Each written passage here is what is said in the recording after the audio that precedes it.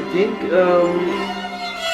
there's something to be said about the immediacy of listening something new, or watching something new, or seeing a piece of art in the gallery that is just brand new and strikes, just that kind of a feeling, the unknown, in other words, should be able to be enjoyed, and just the thrill of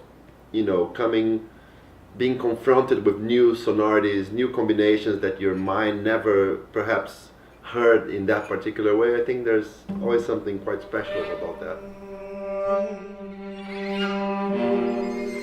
I have started dreaming a little bit about the piece. Works very often use the very acoustic nature of the instruments as harmonies and as important structural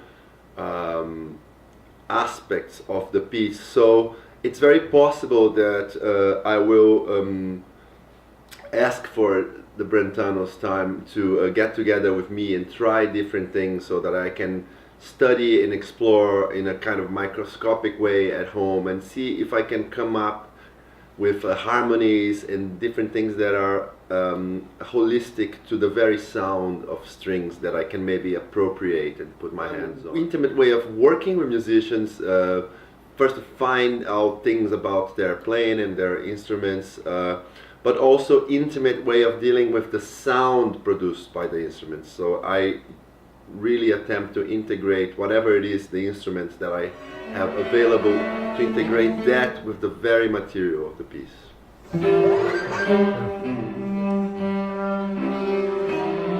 It's been a tendency that composers are no longer just writing in their bedrooms. Of course they are, because most of the work is solitary. It's very fruitful to work together with performers, not all the time, but at least a couple of sessions where we sit down and try to look or research or find a particular sound that then can be transformed into an entire.